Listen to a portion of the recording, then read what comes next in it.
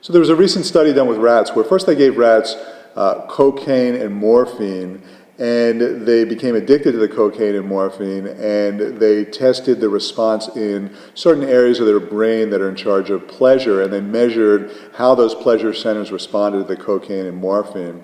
And then they gave these rats Oreo cookies, and they found that the Oreo cookies affected the same pleasure centers in their brain as cocaine and morphine, and to an even larger extent. That is, that they found that the Oreo cookies created a bigger pleasurable response in that area of the brain that's in charge of addiction than cocaine and morphine.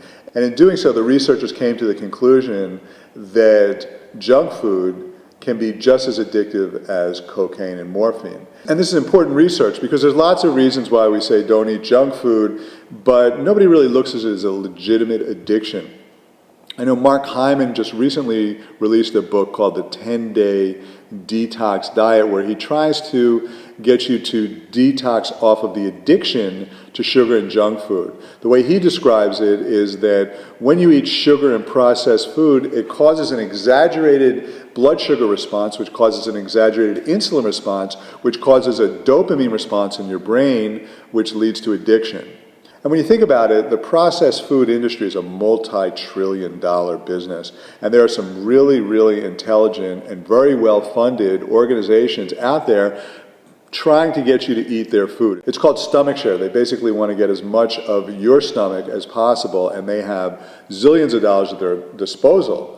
And they know what they're doing. And the subtle combination of artificial flavors, MSG, for example, which is very addictive, the exaggerated insulin response and the exaggerated blood sugar response, and certain highly refined fats, when you combine them all together in a certain way, it's addictive, and it's just as addictive as any drug. And in recognizing this, you can look at junk food in a totally different way, because if you can break the addiction, then you won't be craving it as much. Now, there's lots of reasons why we crave sweets. We crave sweets because when our fat programs are on, we become insulin resistant, and that means that we can't regulate our blood sugar properly, and we get low blood sugar episodes. That causes sweet cravings. We crave sweets because we become leptin resistant, and that causes our tongue to lose sensitivity, and so we need sweeter foods to satisfy us. We crave sweets because we have digestion problems, and we get yeast and candidas and parasites, and they cause sugar cravings.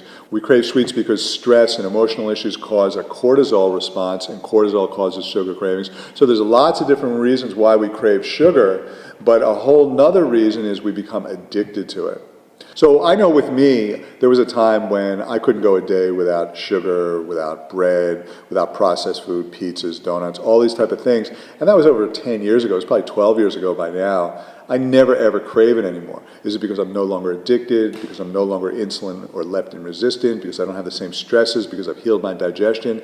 I don't know. It's all of those combinations.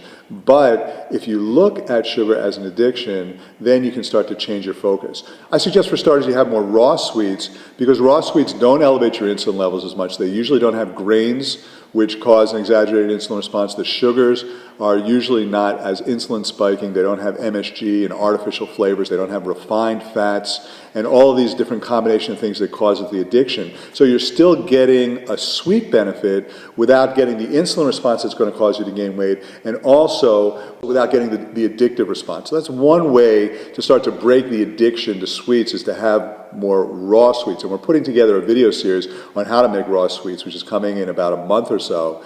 And that's something that is a real art, and you can get some really delicious tasting cookies and cakes that have no grains, no refined sugars, no artificial flavors or colors, and doesn't cause the same addictive response, but they're still really, really delicious.